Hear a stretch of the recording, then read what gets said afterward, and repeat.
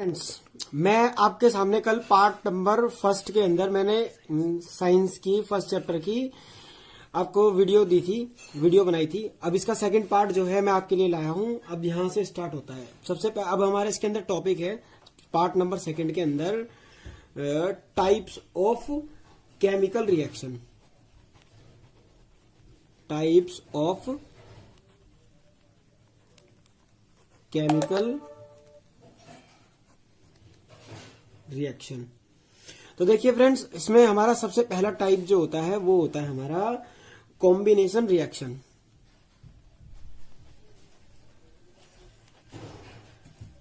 Combination reaction. Combination reaction देखिए किसे बोलते हैं, मैं आपको पूरी डेफिनेशन के साथ बताता हूं। इसके अंदर लिखता हूं मैं, the reaction in which or more reactants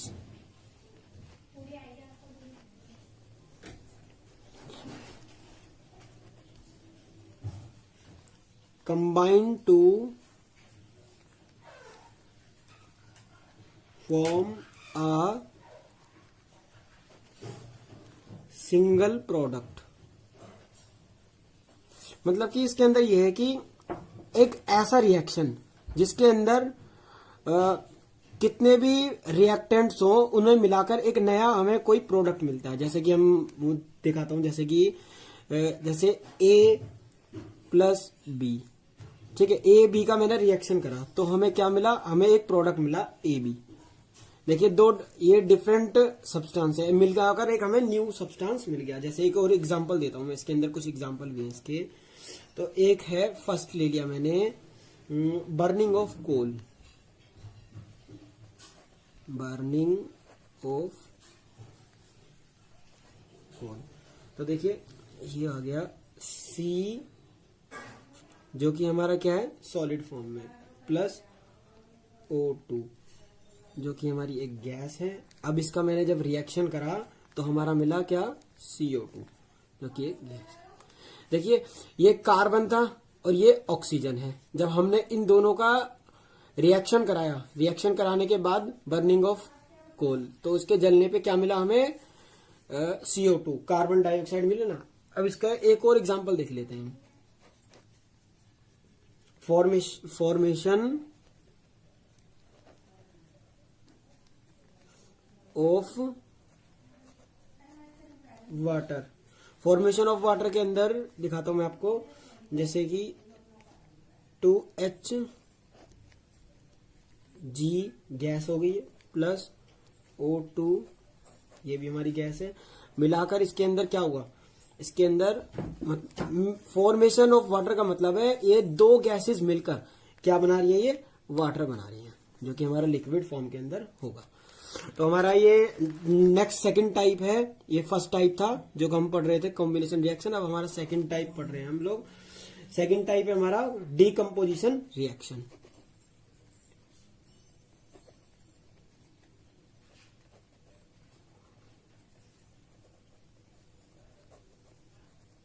decomposition reaction की डेफिनेशन क्या होगी मैं अभी आपको बताता हूं। इसको थोड़ा हाईलाइट कर देता हूं, ये जिससे कि आपके नोट्स भी अच्छी तरह तैयार होते रहेंगे। In this reaction, a compound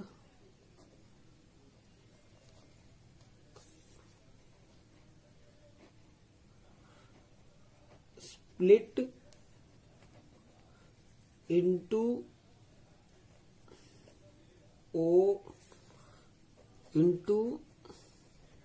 two or more substances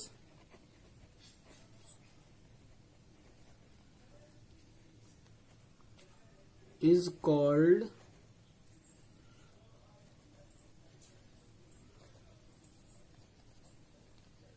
decomposition reaction. देखिए फ्रेंड, इसके अंदर इस रिएक्शन के अंदर ऐसा होता है जैसे कि हमारे पास कोई एक प्रोडक्ट है, जैसे कि मैंने ले लिया ए, और उसमें से ही हमें अलग दो कोई अलग अलग सब्सटेंस मिलते हैं, जैसे कि B प्लस C। तो देखिए एक में से एक था हमारे पास पूरा एक कंपाउंड था, कंपाउंड्स में से दो अलग अलग सब्सटेंस हमें मिल गए। तो इसी के ही अलग अलग टाइप भी होते हैं, इस डीकम्पोजिशन रिएक्शन के अलग अलग टाइप भी होते हैं। जैसे कि इसके अंदर हो गया इसका एक टाइप थर्मल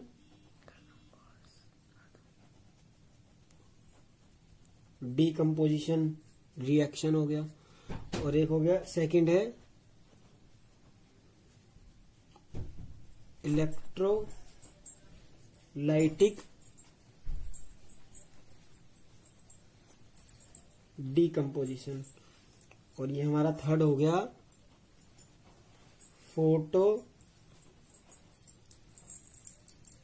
फोटोलिसिस डीकम्पोजिशन।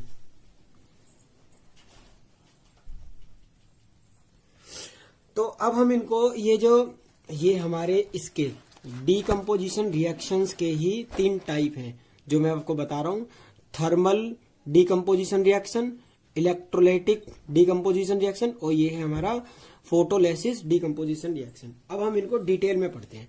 देखिए पहला जो था thermal decomposition reaction.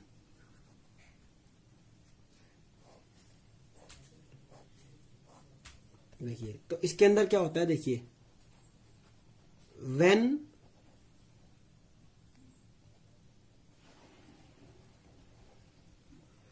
decomposition is carried out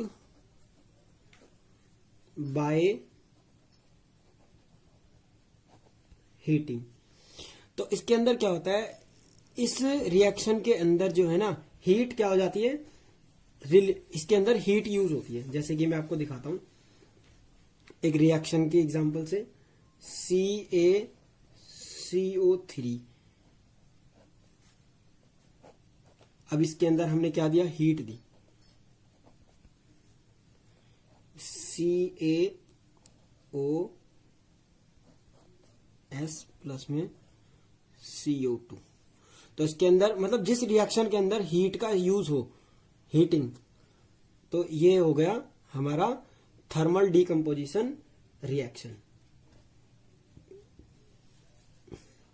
अब इसका सेकंड टाइप पढ़ते हैं हम, electrolysis decomposition.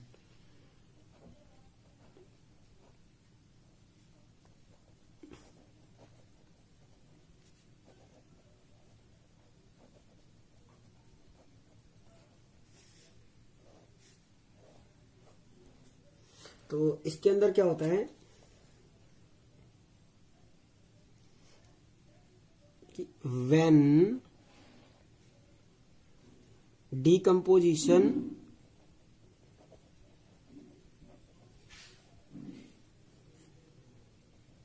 is carried out passing electricity, मतलब कि जिस रिएक्शन के अंदर क्या हो, पासिंग इलेक्ट्रिसिटी, मतलब कि जिस रिएक्शन के अंदर इलेक्ट्रिसिटी पास हो उसको हम क्या बोलेंगे, उसको हम बोलेंगे इलेक्ट्रोलाइटिक डीकम्पोजिशन रिएक्शन। तो इसका एक एग्जांपल ये भी हो गया हमारे पास,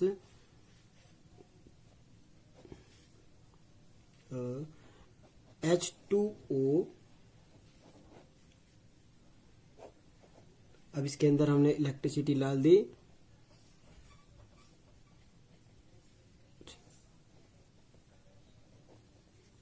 तो इसके अंदर जब इसका रिएक्शन किया गया वाटर के साथ, तो ये H अलग हो गया, जिसमें हाइड्रोजन गैस अलग हो गई, और ये ऑक्सीजन गैस अलग हो गई, हो गया ना। अब इसका थर्ड टाइप है हमारा फोटोलिसिस डीकम्पोजिशन।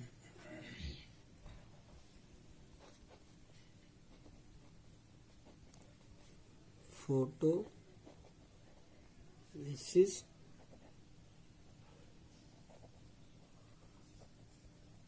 डीकम्पोजिशन। तो इस वाले रिएक्शन के अंदर क्या होना है मैं आपको बताता हूं। देखिए, व्हेन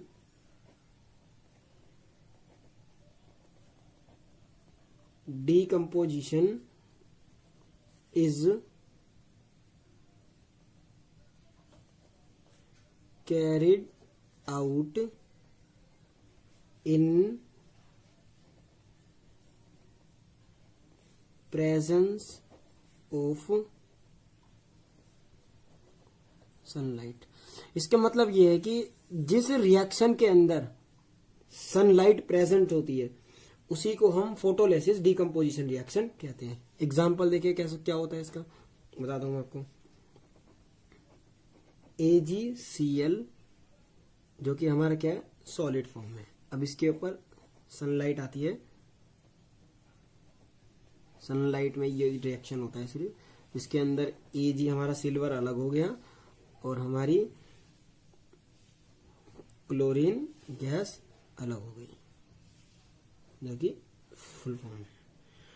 अब इस रिएक्शंस का कहां कहां यूज किया जाता है ये आपको भी मैं बता देता हूं। देखिए, above reaction is used in black and white photography.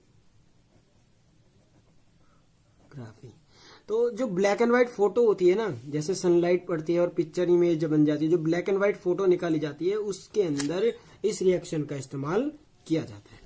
चलिए अब हम आगे बढ़ते हैं।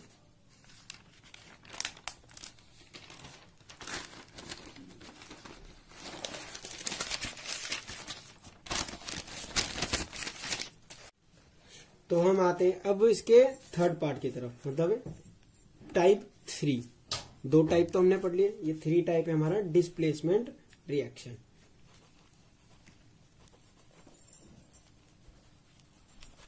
Displacement reaction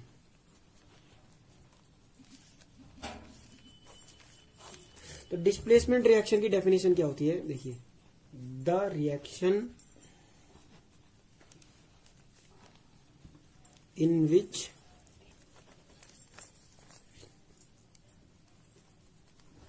more reactive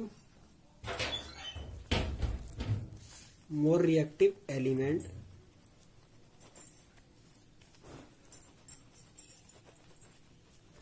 displace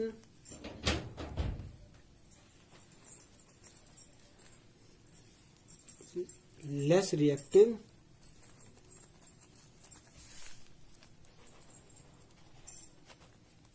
element from its solution। Displacement reaction के अंदर क्या होता है कि कोई ऐसा रिएक्शन जिसके अंदर जो मोर रिएक्टिव एलिमेंट जो होता है, ठीक है ना, जो मोर रिएक्टिव एलिमेंट होता है वो लेस रिएक्टिव एलिमेंट को क्या कर देता है, डिस्प्लेस कर देता है। जैसे कि मैं आपको एक एग्जांपल के थ्रू समझाता हूं। एक एग्जांपल है,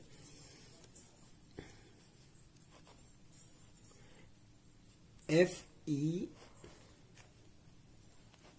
प्लस CuSO4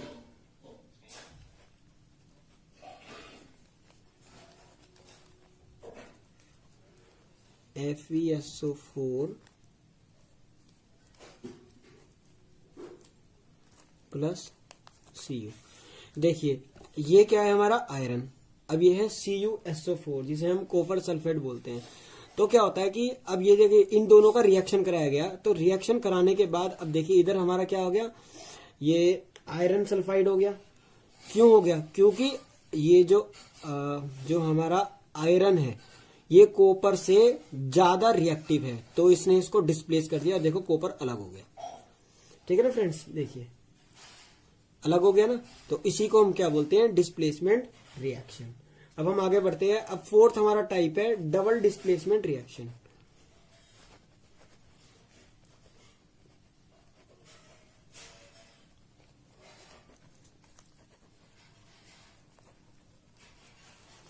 तो डबल डिस्प्लेसमेंट रिएक्शन के अंदर क्या होता है मैं आपको दोबारा बताता हूं।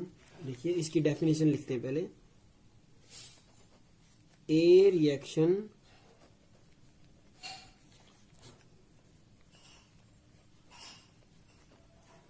in which new compound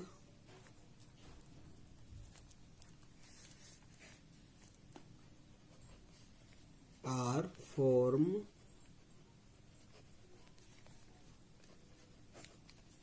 by mutual exchange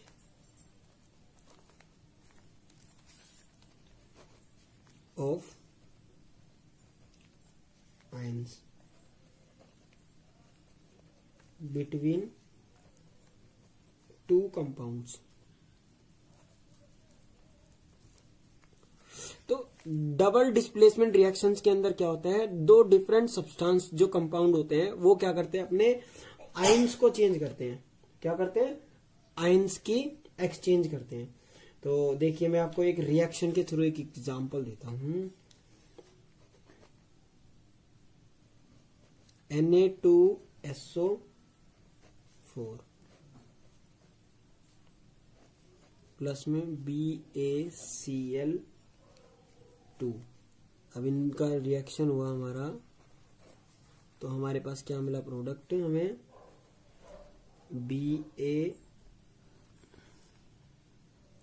BaSO4 plus 2NaCl जो कि हमारा एक्वास है। अब इसके अंदर मैं इनके नाम भी लिख देता हूँ, आपको कंफ्यूजन ना हो, क्योंकि रिएक्शन काफी बड़ा है। तो इसके अंदर मैं लिख देता हूँ, ये हो गया हमारा सोडियम सल्फेट, ये जो हमारा Na2SO4 है, और ये हो गया हमारा बेरियम क्लोराइड।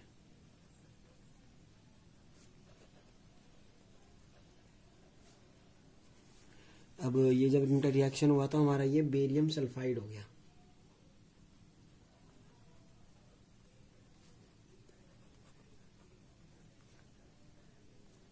बेरियम सल्फेट हो गया, सल्फेट। और ये हो गया हमारा सोडियम क्लोराइड, सोडियम क्लोराइड। तो देखिए फ्रेंड्स, इसके अंदर जो था, जैसे कि हमारा ये था Ba, इसके पास क्योंकि 2+ चार्ज होता है, ठीक है, और इसके पास क्या होता है SO4, जो कि इसके पास माइनस वाला, जो भी हमारा क्या मिला था इससे हमें BaSO4, जो कि ये बेरियम सल्फाइड है, ठीक है। तो ऐसा रिएक्शन जिसके अंदर आयंस एक्सचेंज होते हैं उसको हम क्या बोलते हैं, डबल डिस्प्लेसमेंट रिएक्शन, जिसका एक एग्जांपल है। आपने एक टर्म सुना होगा जो कि हमारे बुक्स में भी दे रखा होता है, प्रेसिपिटेट, PRECI। प्रेसिपिटेट क्या होता है मैं आपको बताता हूं। देखिए ये एक इनसोल्यूबल सॉलिड होता है। जैसे इसको कैसे लिखेंगे, it is an insoluble solid that emerges from a liquid solution, जो कि एक लिक्विड सॉल्यूशन के अंदर इस्तेमाल किया जाता है। होता क्या है, ये एक इनसोल्यूबल सॉलिड है जो कि लिक्विड की फॉर्म में ही हमारे आता है। अब हम पढ़ते हैं फिफ्थ टाइप। अब हमारा टाइप नंबर 5 है। तो हमारा 5th टाइप हो गया ऑक्सीडेशन, ये oxidation and reduction. Oxidation and reduction ये हमारा 5th टाइप है। तो इसके अंदर ऑक्सीडेशन की डेफिनेशन क्या होगी, देखिए मैं लिख के दिखाता हूँ। तो ऑक्सीडेशन की the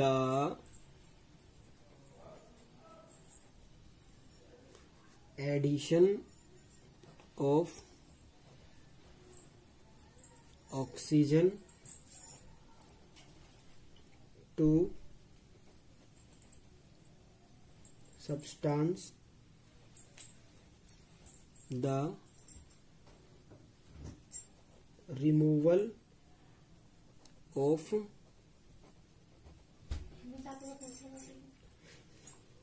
hydrogen from a substance। तो इस रिएक्शन के अंदर क्या होता है, जिसके अंदर ऑक्सीजन का एडिशन होता है। क्या होता है, कोई भी रिएक्शन होता है जिसके अंदर ऑक्सीजन का एडिशन हो, उसको हम क्या बोलते हैं, ऑक्सीडेशन। जैसे इसका एक एग्जांपल भी ले लेते हैं हम लोग, जैसे कि 2Cu प्लस O2, इससे हमें क्या मिला, 2CuO। तो क्या होता है कि अब ये देखिए, इसके साथ ये ऑक्सीजन आ गया ना, देखिए 2Cu हो गया, तो क्या हो गया, ये हमारा ऑक्सीडेशन। तो ये हमारा क्या हो गया, ऑक्सीडेशन रिएक्शन। अब हम बात करते हैं रिडक्शन की।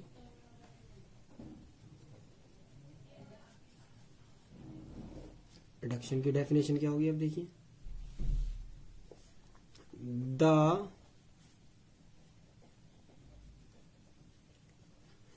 Addition of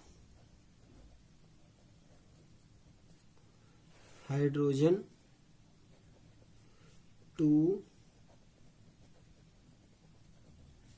substance, the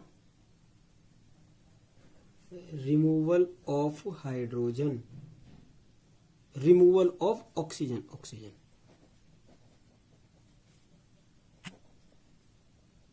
from a substance। इसके अंदर क्या होता है, ये इसका उल्टा है। रिडक्शन के अंदर क्या होता है, हाइड्रोजन का एडिशन हो जाता है। किसी भी रिएक्शन के अंदर हाइड्रोजन का एडिशन, उसको हम क्या बोलते हैं, रिडक्शन। इसको भी एक एग्जांपल से दिखाते हैं। देखिए CuO प्लस में H2,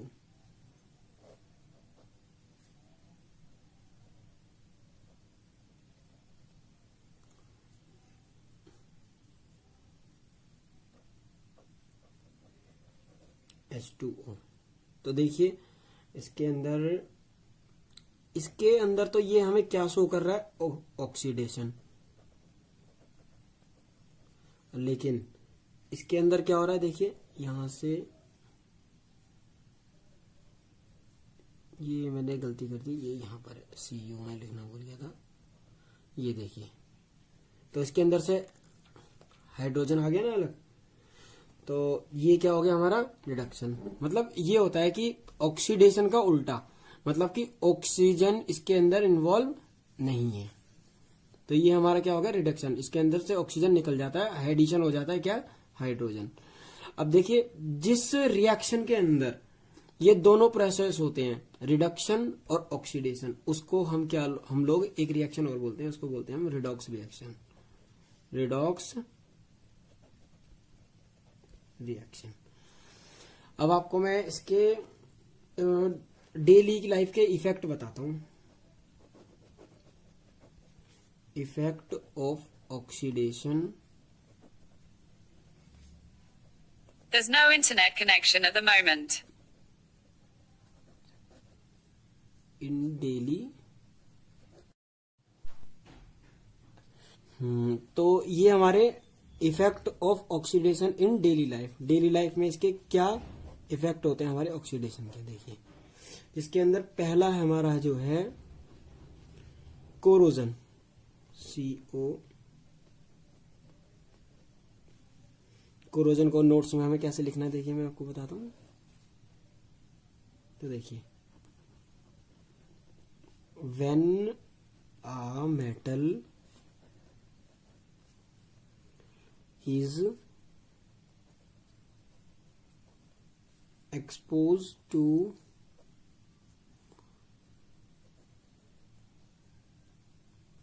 substance such as moisture, air, water, acid, etc. for some time, a layer of oxide is formed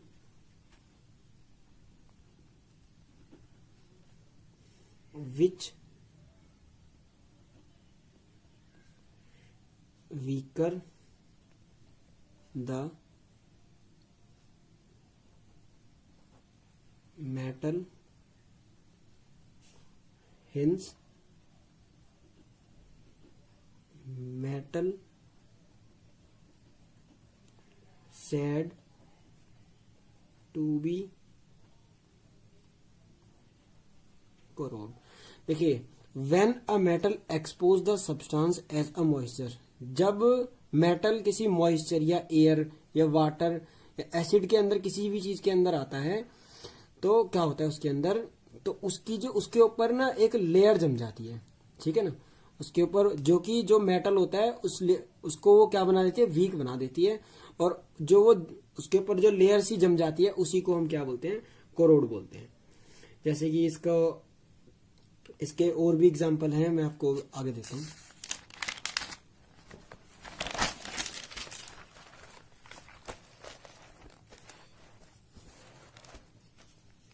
तो इसके एग्जांपल दे रहा था मैं। एक हो गया रस्टिंग ऑफ आयरन, लोहे जंग लगना लोहे में, और एक हो गया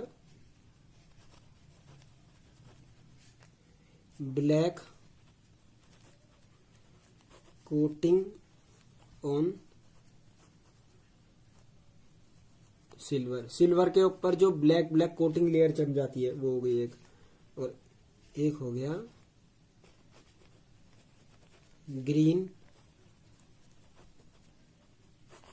कोटिंग ऑन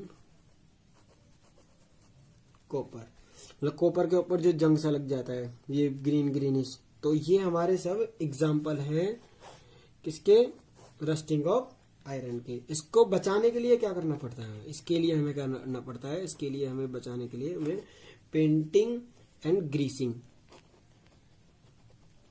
पेंटिंग और ग्रीसिंग करने से क्या होता है, जब किसी ये चीजें एयर के कांटेक्ट में नहीं आती ना मॉइस्चर के, तो ये सब रस्टिंग ऑफ आयरन हो गया, ब्लैक, तो ये इनमें मतलब जंग नहीं लगता, सीधी सी बात, तो कोरोजन वहां पर अवेलेबल नहीं होता। अब हम आगे चलते हैं। हमारा इसका सेकंड है डेली इफेक्ट के अंदर हो गया एक रेंसिडिटी।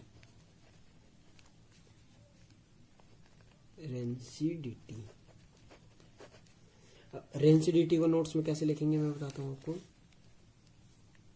तो देखिए, the oxidation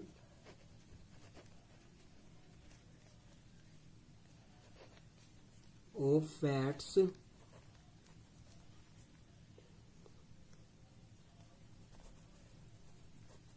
and oils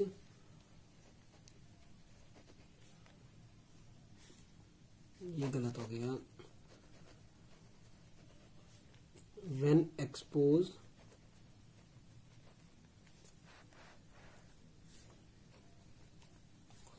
to air is known as rancidity। it leads to bad smell and bad taste of food। देखिए क्या होता है कि ऑक्सीडेशन, जब किसी भी चीज के अंदर ऑक्सीडेशन आ जाता है, जैसे कि कोई खाने की चीज हो गई, ठीक है, तो क्या हो जाता है, तो वो सड़ जाती है, तो उसके अंदर क्या होता है, स्मेल आने लग जाती है, कोई भी चीज होती है, ठीक है, और उसका जो टेस्ट भी क्या हो जाता है हमारा, बेकार सा हो जाता है, ठीक है। जैसे कि आपने चिप्स के पैकेट देखे होंगे, तो जो जैसे ये चिप्स है, तो चिप्स के अंदर क्या करते हैं, ऑक्सीजन ना जाए उसके अंदर, जिसके अंदर, तो उसके लिए उसके अंदर नाइट्रोजन डालते हैं, जिससे कि वो चिप्स के अंदर जो पोटैटो वगैरह होता है, कुछ भी चीज सड़े ना, खराब ना हो, तो इसलिए उसके अंदर सेफ रखने के लिए उसके अंदर नाइट्रोजन गेरी जाती है उसके अंदर।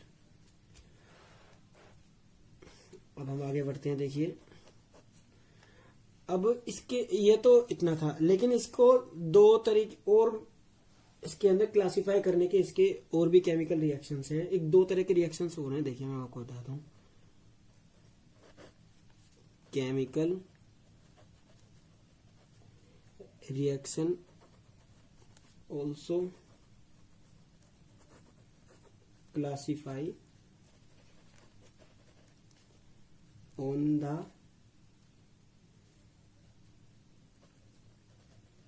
base of टेम्परेचर के बेसिस पर हम ये रिएक्शंस को क्लासिफाई कर सकते हैं। ये जो हमारा है, एक हो गया एक्सोथर्मिक रिएक्शन। अब इसको हम जरा लिखेंगे कैसे, देखिए रिएक्शन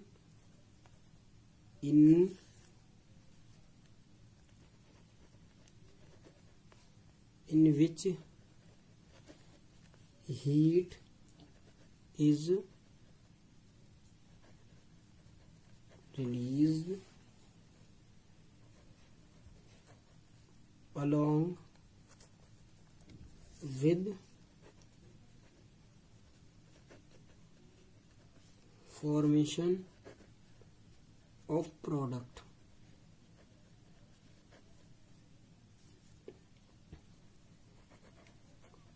called एक्सोथर्मिक रिएक्शन। तो देखिए क्या होता है कि ये जो रिएक्शन होता है, इसके अंदर क्या हो जाता है, हीट रिलीज होती है। तो ऐसा रिएक्शन जिसके अंदर हीट रिलीज हो जो भी प्रोडक्ट के अंदर से, तो उसको हम क्या बोलते हैं, एक्सोथर्मिक रिएक्शन। तो देखिए इसका एक एग्जांपल लेते हैं। नेक्स्ट पेज पे देखो, उसमें जगह नहीं बचेगी।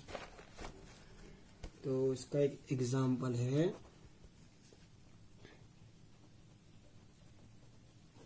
Burning of natural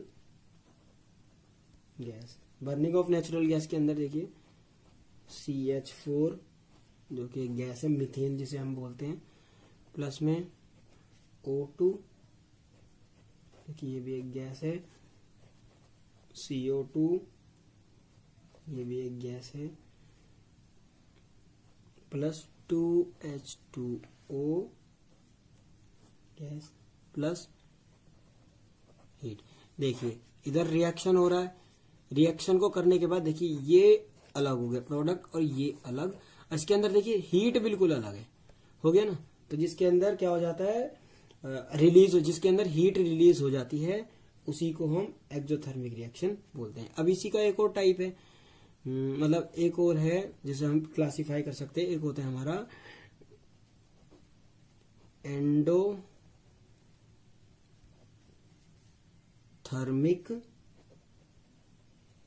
reaction.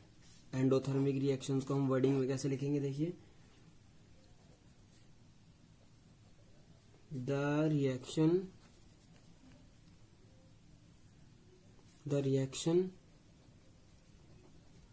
which requires energies in the form of heat, light and electricity, called endothermic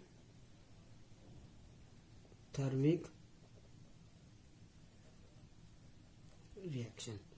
तो एंडोथर्मिक रिएक्शन वो होता है जिस रिएक्शन के अंदर क्या एनर्जी की रिक्वायरमेंट हो, जैसे कि हो गया लाइट, इलेक्ट्रिसिटी, हीट, ये सब हमारी क्या है, एनर्जीज हैं जो कि इस रिएक्शन के अंदर जरूरी होती है। जैसे कि आपने एग्जांपल में पढ़ा ही था अभी, डीकम्पोजिशन रिएक्शन के अंदर पढ़ा था ना आपने, तो उसके ही जो एग्जांपल है इसी में ही वो आएंगे, पीछे से आप देख लेना। तो ये सही है। तो हमारा ये सेकंड पार्ट आज खत्म होता है। हम आप